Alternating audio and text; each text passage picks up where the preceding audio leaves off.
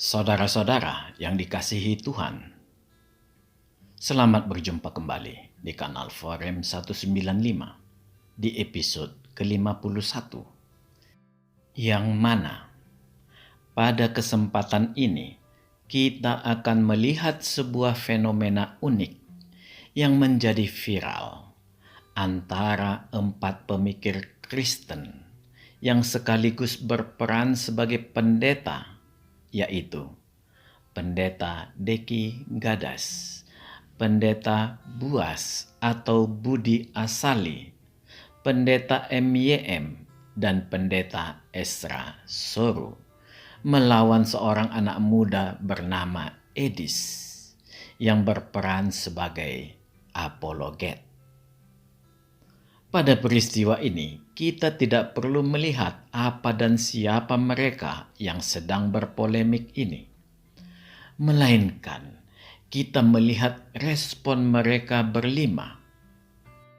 3 pendeta pertama lebih memperlihatkan sikap kakek-kakek yang kebakaran jenggot, dikarenakan apologet Edis mengatakan dengan bahasa isyarat bahwa orang yang setuju penyaliban adalah rencana Allah, maka orang tersebut adalah gila dan hanya sekedar mencari view. Lepas dari benar atau tidaknya pernyataan Edis, saya tetap mengatakan bahwa peristiwa tersebut adalah fenomena unik. Karena respon para pendeta itu cukup mengherankan. Mengapa sedemikian baperan? Padahal itu dilakukan Edis ketika dia berapologet dengan kalangan Muslim. Saudara-saudara yang terkasih, pernyataan Edis bisa kita katakan sangat keras apabila itu dilakukannya dari atas mimbar. Bahkan bisa dikatakan kurang sopan bila yang melakukannya adalah hamba Tuhan yang mengemban predikat pengkhotbah. Itulah posisi terhormat yang diberikan umat Kristen bagi para pengkhotbah, yaitu kesakralan, yang mana umat tetap menuntut kebijakan dalam bertutur. Umat saat ini tidak bisa menuntut banyak dari para pengkhotbah, bukan karena jemaat tidak mampu menempatkan para hamba Tuhan pada posisi terhormat, melainkan para hamba Tuhan sendiri yang kurang tepat menempatkan dirinya. Para pengkhotbah sering berkilah. Yesus Kristus juga tidak selalu bersikap liberal. Dengan kata lain, memberi kebebasan penuh atau berkeadilan. Juga tidak selalu sebagai seorang yang pasif, yang bersifat mengalah penuh kasih. Tetapi pada suatu waktu bisa juga berlaku sebagai seorang radikal atau ekstrim melawan arus utama. Memang saat ini sudah sulit membedakan pengkhotbah dengan umat. Yang menyedihkan, banyak dari mereka lebih cenderung memilih sebagai profesional. Saudara-saudara yang terkasih, di dalam polemik tersebut, sebenarnya Edis mengucapkan itu dalam fungsinya sebagai apologet.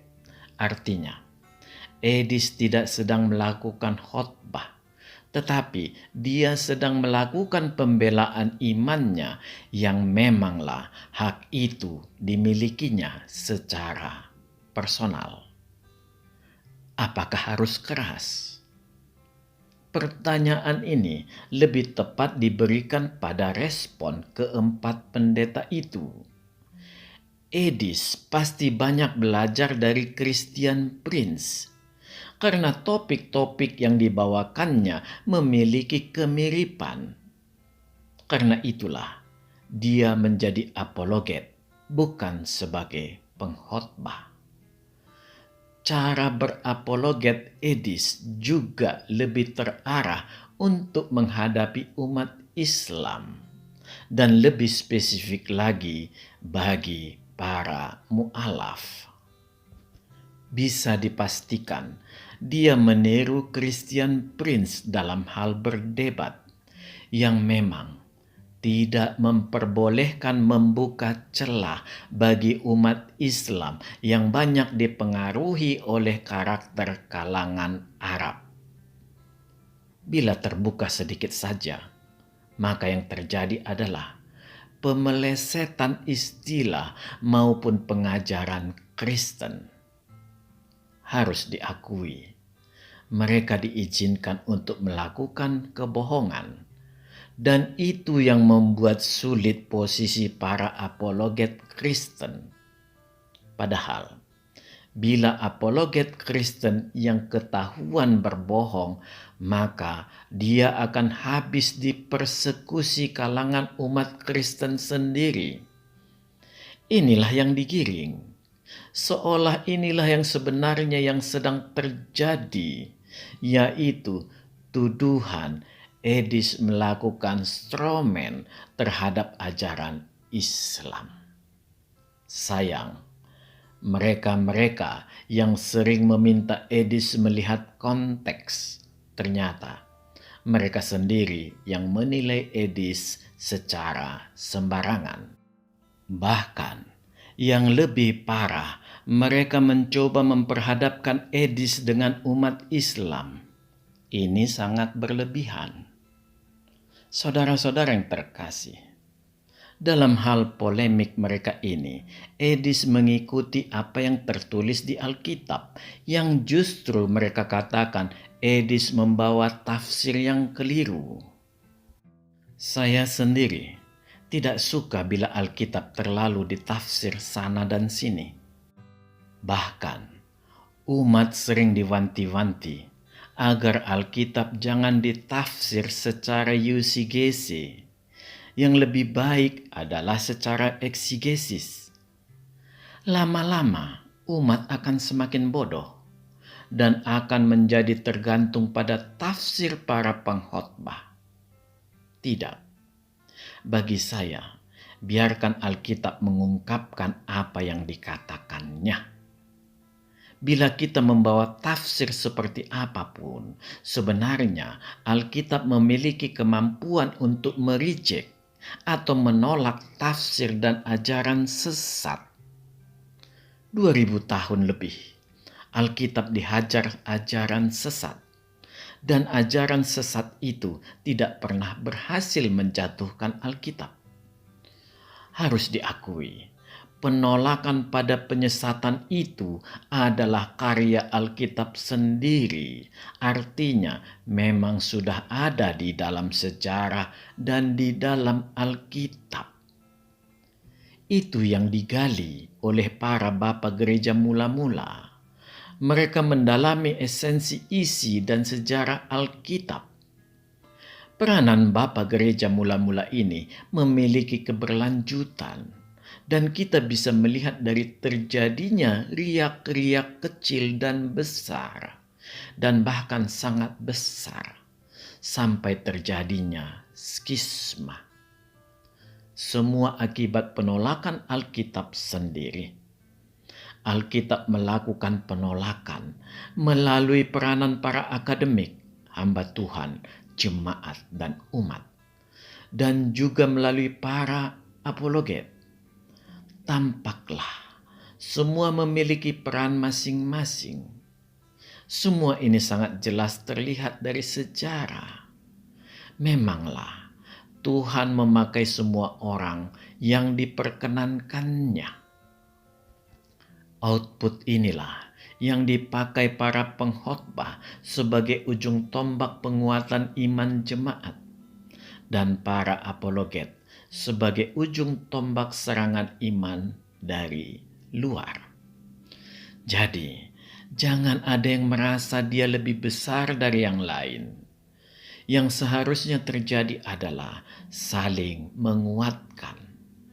Peran Tuhanlah yang paling dominan, dalam memilih tiap pribadi yang akan dipakainya. Saudara-saudara yang terkasih, itulah yang harus disadari oleh semua orang. Kita jangan lupa bahwa skisma besar yang pertama tahun 1054 terjadi bukan karena penyimpangan pengajaran, tetapi karena adanya sektarianisme yang menimbulkan gelombang rasa kebangsaan para uskup terhadap Roma sentris. Barulah pada tahun 1517 terjadi skisma kedua yang merupakan penyimpangan pengajaran dari Alkitab. Jadi bukan pada isi. Apakah di zaman modern ini juga terjadi penyimpangan? Tetap ada. Semua terjadi dikarenakan upaya orang untuk mencari keuntungan bagi dirinya sendiri dengan memanfaatkan wibawa Alkitab.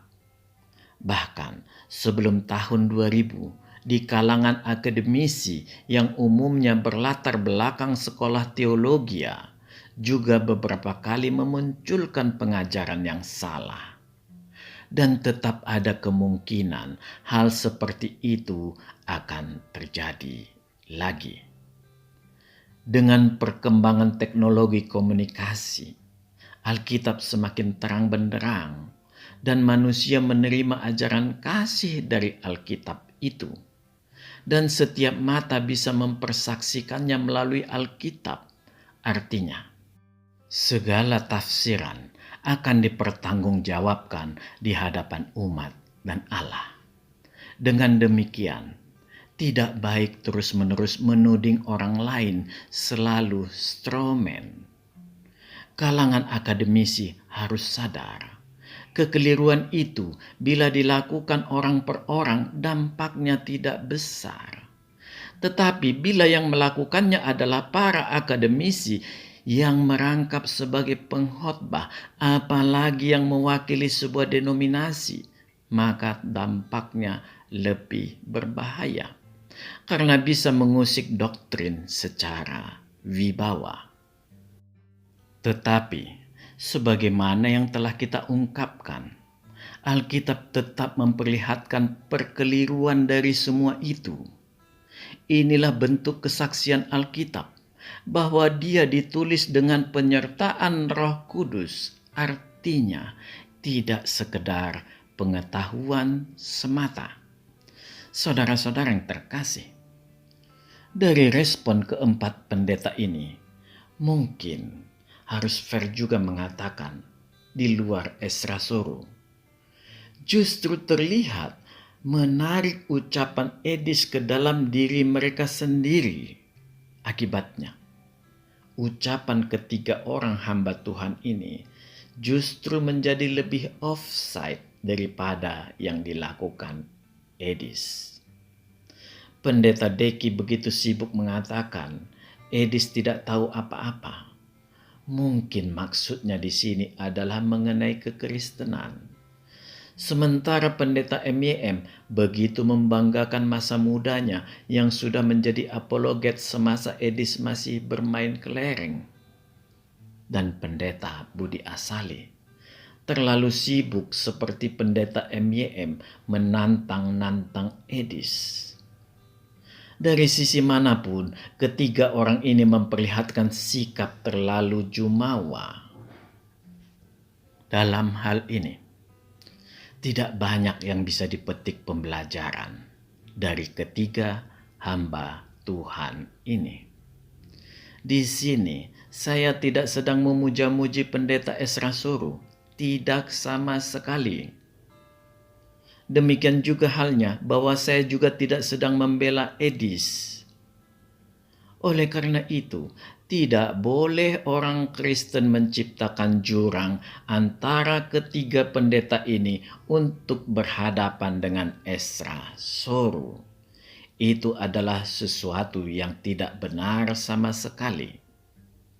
Orang Kristen juga tidak perlu takut dalam tanda kutip. Keributan ini ditertawakan oleh kalangan Muslim. Justru dari sini terlihat orang Kristen bersungguh-sungguh mendalami tentang Allah dan jalan keselamatan yang ditempuh Allah untuk dianugerahkan bagi seluruh manusia. Jadi, tingkatan orang Kristen sudah sangat jauh mendahului umat Muslim dalam mencari tahu kehendak Tuhan. Dengan kata lain, orang Kristen mengenal Tuhan yang disembahnya. Saudara-saudara yang terkasih, saya berharap polemik yang terjadi pada semua pihak bisa dihentikan dengan meninggalkan bekas seminimal mungkin. Semua pihak yang berpolemik ini sebaiknya berdiskusi dalam kerendahan hati. Dari pihak para hamba Tuhan, letakkanlah posisi Edis sebagai anak muda yang memiliki peran ujung tombak kekristenan terhadap umat Islam. Anda bisa melihat kemampuan, pemahaman, dan secara mental dia sangat baik dalam berapologetik dengan orang Islam. Inilah yang harus disadari, yaitu memisahkan antara pelayanan sebagai hamba Tuhan terhadap jemaat dengan berapologetika. Para pendeta ini sebaiknya sadar, dalam menghadapi umat Anda sendiri, Anda bisa gelap mata. Ini terlihat dari umpatan dan makian Anda pada para penonton di kanal Anda sendiri. Dengan sikap Anda ini, mampukah Anda berapologetika beberapa kali dalam sehari? Bisa jadi Anda semua akan stroke. Sekali lagi, tetaplah sebagai pengkhotbah dan akademisi. Bila ada yang kurang pada para apologet, cobalah dengan penuh kasih mengisi mereka dengan memberi kesempatan pendidikan teologi secara daring atau online via internet. Terlebih, bagi Deking Gadas yang juga berperan sebagai ketua STT RAI Batam, jangan matikan masa depan mereka, tetapi sirami, pupuk, dan siangi agar bertumbuh lebih besar. Sekalipun Edis menantang debat, tetaplah tersenyum. Untuk Edis juga sebaiknya mulai belajar mendengar dan membuka dirimu untuk diisi, agar sikap apologetikamu, sebagaimana yang engkau katakan, tidak menjadi batu sandungan bagi orang lain. Percayalah, alangkah menyedihkan bila kita menyebarkan ajaran keselamatan bagi orang lain, sementara kita sendiri tidak selamat. Itu adalah ajaran Rasul Paulus.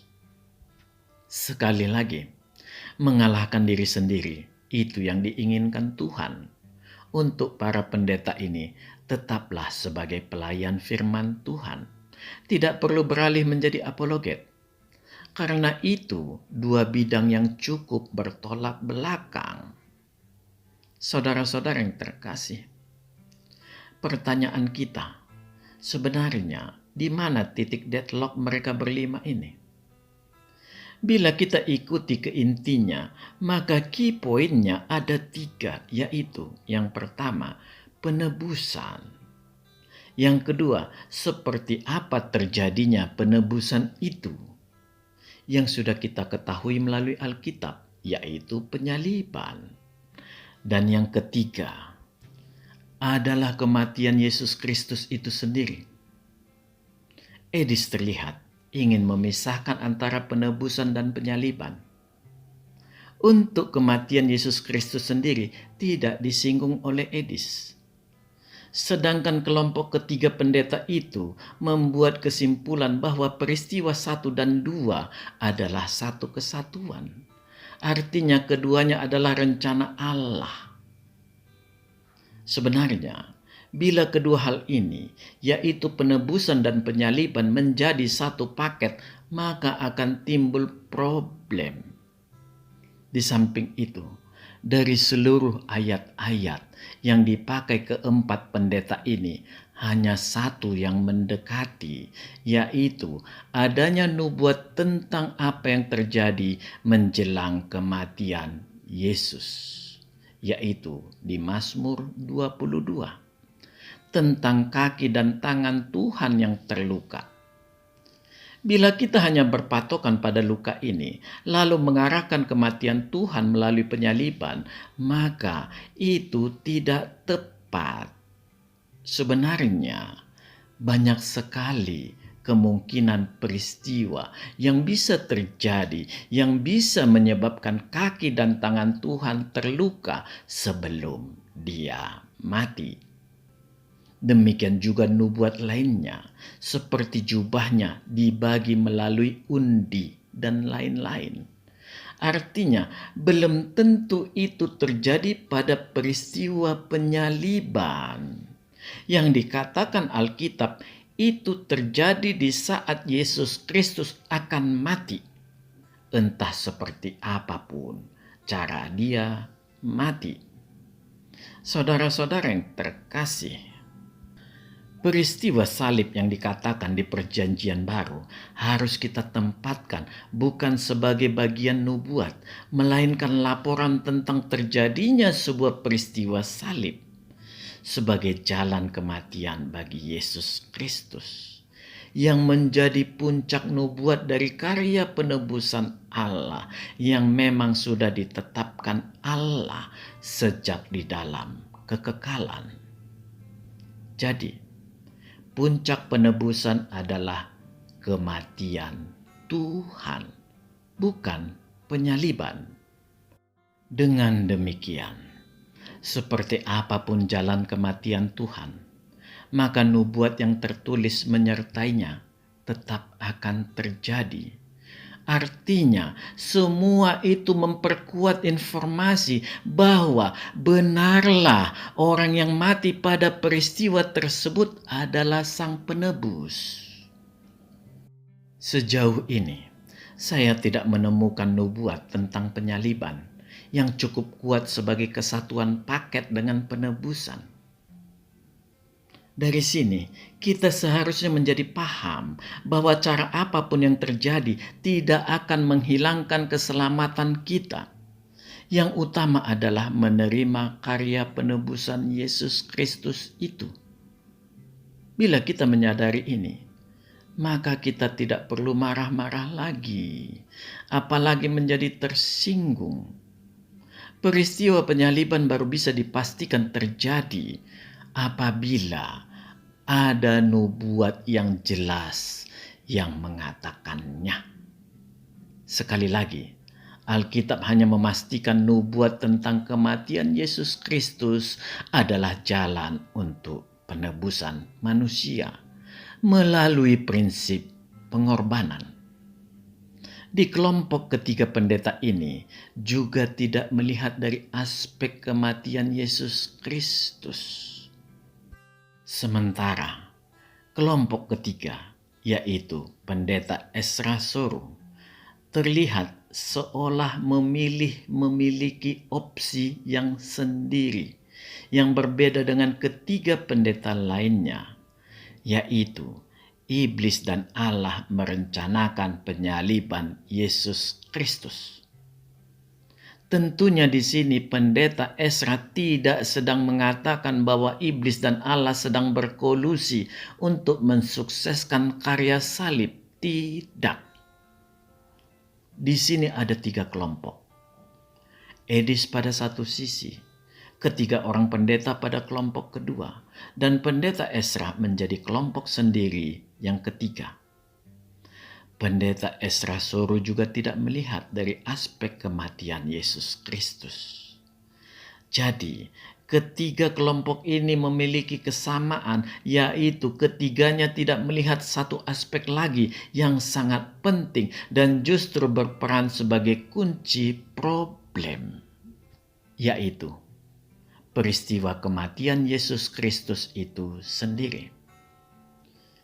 Saudara-saudara yang terkasih, dari penjelasan Ezra Soru, orang dengan mudah mencerna, dan hampir semua orang sependapat. Key point di sini adalah perdebatan tentang penyaliban, bukan karya keselamatan atau penebusan. Bila tentang ini, semua sepakat. Penebusan memang adalah karya Allah dari kekekalan. Artinya, semua dari kemahatauan Allah. Sehingga Allah sudah merencanakan penebusan. Karena Allah sudah tahu tentang kejatuhan manusia ke dalam dosa.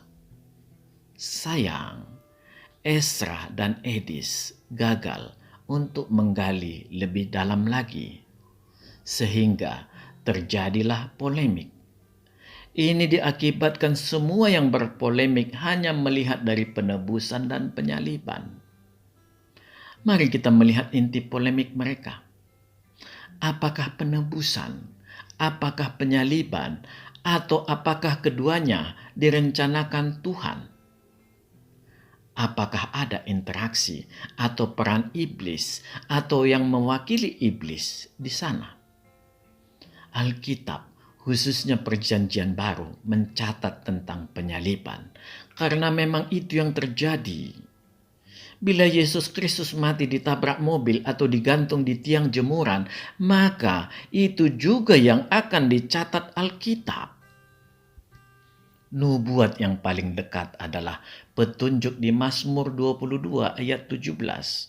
Dan baiknya saudara baca juga ayat 19 tentang tangan dan kaki yang dilukai.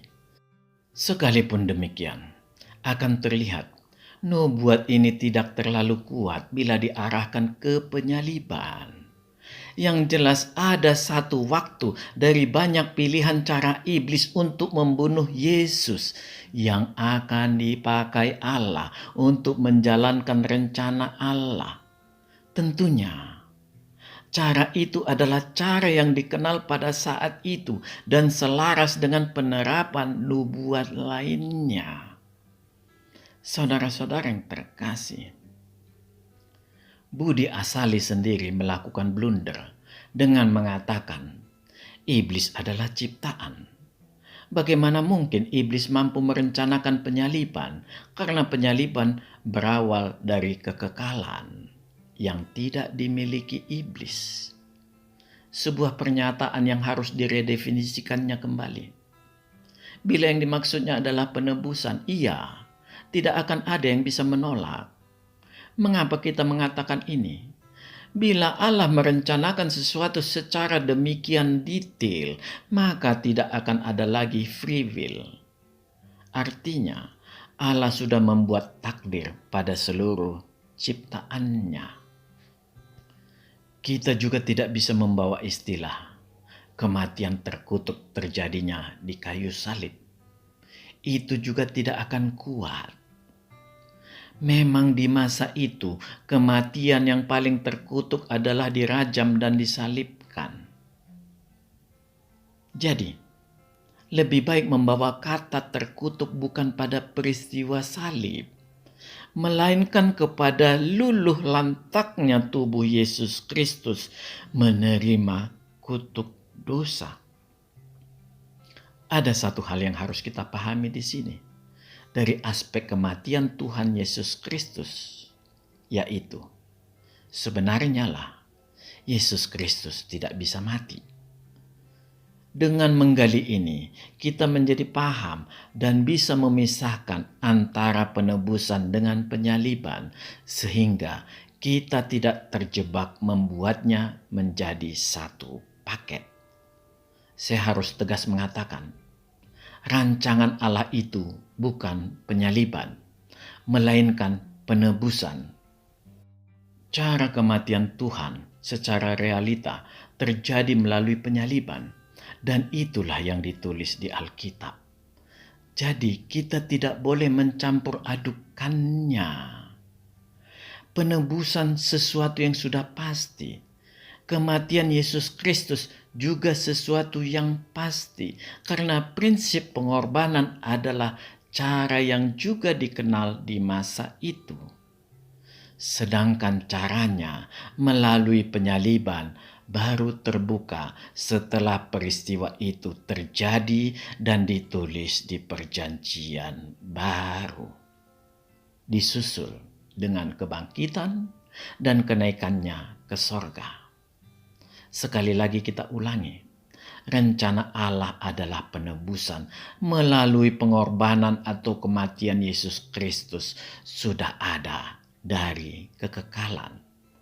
Saudara-saudara yang terkasih, segala siksaan di rentetan peristiwa salib atau apapun yang menjadi jalan kematian bagi Tuhan, sebenarnya bila Dia mau, bisa Dia lewati tanpa membuatnya menderita, bahkan tanpa menimbulkan bekas luka apapun.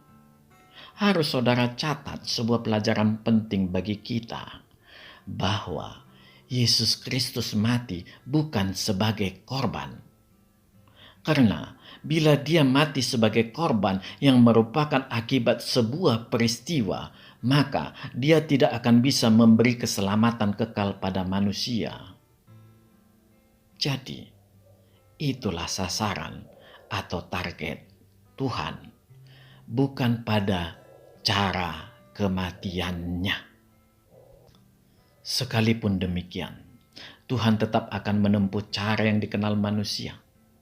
Dengan demikian, kita tidak perlu heran bahwa upaya pembunuhan yang beberapa kali dilakukan iblis kepada Yesus tidak pernah berhasil.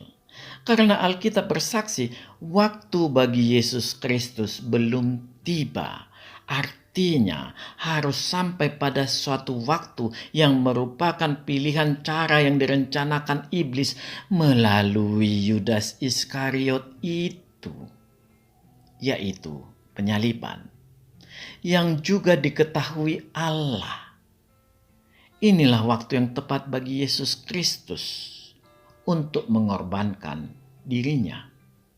Sekali lagi, jangan memaksakan bahwa ini adalah jalan salib yang dipilih Allah. Tetapi jalan kematian yang lebih dikenal manusia pada saat itu dengan istilah kematian yang terkutuk. Sekalipun demikian, saudara juga jangan salah. Sekalipun iblis merencanakan penyaliban, tetaplah iblis tidak bisa mendikte Tuhan untuk mati. Dengan kata lain, jalan salib ini, sekalipun di-create oleh iblis, tetap tidak bisa membunuh Tuhan Yesus Kristus. Seperti apapun cara iblis tidak akan bisa mendikte Tuhan untuk mati.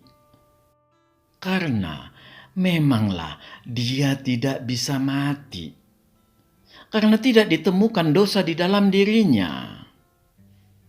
Yang terjadi sebenarnya adalah Yesus Kristuslah yang mengorbankan dirinya dan menyerahkan nyawanya. Barulah terjadi peristiwa kematian Tuhan di kayu salib. Ini bisa saudara baca di keempat kitab Injil. Mari kita lihat di kitab Yohanes 10 ayat 17-18 yang memperlihatkan betapa berkuasanya Yesus Kristus mengenai nyawanya sendiri. Mari kita baca Yohanes 10 ayat 17-18. Bapa mengasihi aku, oleh karena aku memberikan nyawaku untuk menerimanya kembali. Tidak seorang pun mengambilnya daripadaku, melainkan aku memberikannya menurut kehendakku sendiri. Aku berkuasa memberikannya dan berkuasa mengambilnya kembali.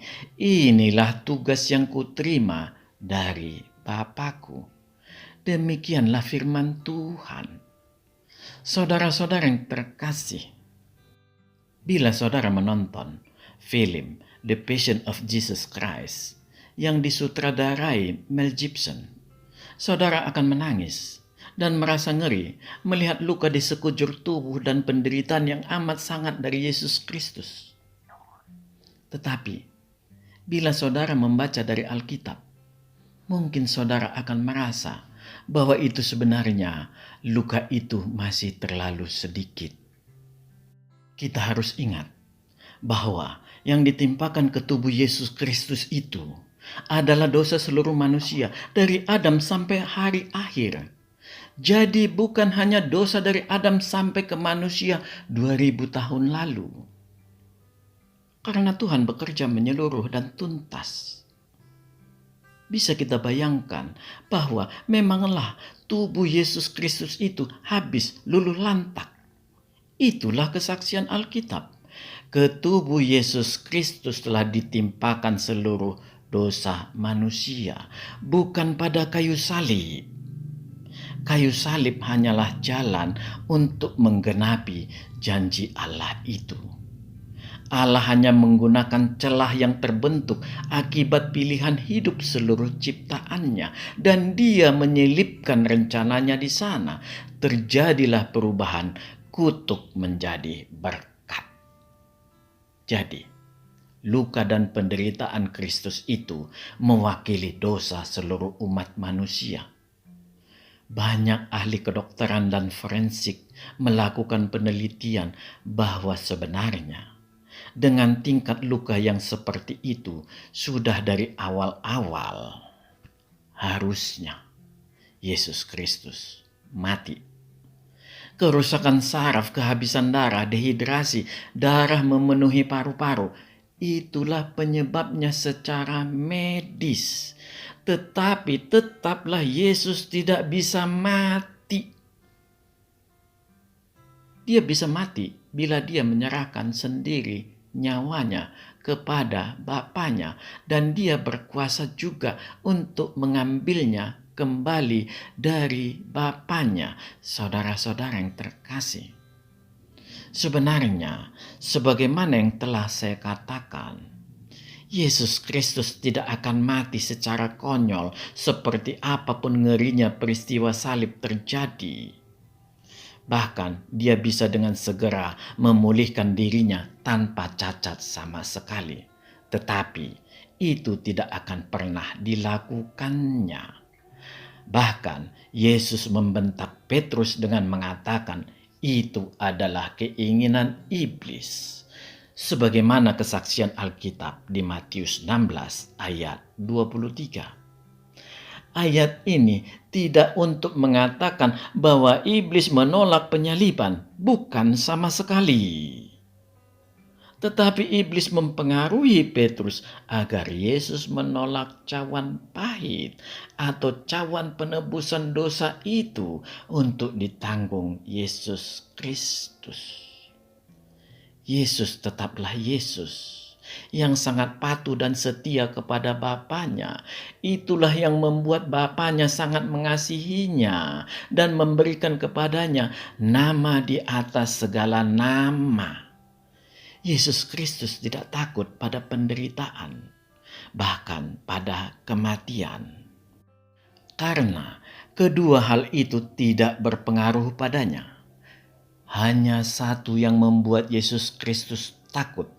Bahkan Dia sampai mengeluarkan keringat bagaikan titik-titik darah di malam sebelum penyaliban di Taman Getsemane. Ketakutan yang timbul dari rasa ngeri bagi natur kemanusiaan Yesus Kristus merupakan representasi sebagaimana yang dipersaksikan Alkitab bahwa kematian itu adalah ketika kita kehilangan persekutuan dengan Allah. Jadi bukan sekedar fisik semata. Ketika ke tubuh Yesus ditimpakan seluruh dosa manusia dari segala zaman, maka kemanusiaan Yesus tahu waktunya telah tiba, dan waktu perpisahan antara roh manusia Tuhan dengan roh Sang Firman akan terjadi. Sebuah teriakan yang memilukan yang dilontarkan roh manusia Tuhan ke langit kepada Allahnya. Eli, Eli, lama sabachthani, Allahku, Allahku, mengapa engkau meninggalkan aku? Yesus Kristus menyerahkan nyawanya kepada Bapaknya. Ini penggenapan Mazmur 22 ayat 2 yang menceritakan sebuah peristiwa pilu yang akan terjadi di masa depan. Roh manusia Yesus tidak rela persekutuan yang adikodrati antara dirinya dengan roh Tuhannya terputus. Tetapi kepedihan itu tetap harus dialaminya. Karena roh manusia yang ada di setiap manusia itu sangat penurut dan lemah lembut. Itulah hati nurani yang murni. Sang Firman sendiri yang menyerahkan roh manusia miliknya kepada Bapaknya. Dan Sang Firman itu sendiri juga yang mengambilnya dari Bapaknya. Inilah fokus kita seharusnya. Di mana terjadinya sebuah perpisahan, persekutuan antara roh manusia Tuhan dengan roh Sang Firman. Jangan berfokus pada salib, karena esensi kematian Tuhan akan mendistorsi pemikiran kita. Sekali lagi, Yesus Kristus tidak takut pada kayu salib, tetapi yang ditakutkannya adalah terputusnya sebuah persekutuan antara kemanusiaannya dengan ilahinya. Saudara-saudara yang dikasihi Tuhan, dari kesemuanya ini kita menjadi paham Tuhan tetap mengontrol segalanya. Artinya, Tuhan tidak perlu sibuk merespon segala tingkah laku manusia. Dia tetap pada rencana dan rancangannya di setiap pilihan hidup yang dilakukan ciptaannya. Inilah kemahatauan dan kemahahadiran Allah. Dengan demikian, kita tidak perlu lagi sibuk mengatakan bahwa Allah merencanakan penyaliban Tuhan Yesus Kristus. Sekalipun seluruh rencana iblis tidak akan pernah berhasil dalam membunuh Tuhan Yesus Kristus, tetapi rencana pembunuhan itu tetaplah perbuatan iblis sendiri, bukan dari Allah. Disinilah perlunya melihat bagaimana Kristus bisa mati. Jadi, kematian Tuhan atau keberhasilan pembunuhan itu tidak bergantung kepada iblis, tetapi tetap di tangan Tuhan Yesus Kristus sendiri. Dia bisa mati karena dia menyerahkan nyawanya. Jadi, pembunuhan Yesus itu dipakai Allah untuk menggenapi janjinya. Jadi, tidak akan pernah Tuhan memiliki rencana melakukan penebusan melalui pembunuhan, tetapi melalui pengorbanan.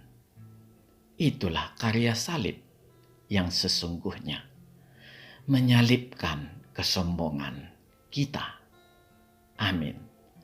Tuhan memberkati. Marilah kita masuk ke saat teduh sejenak.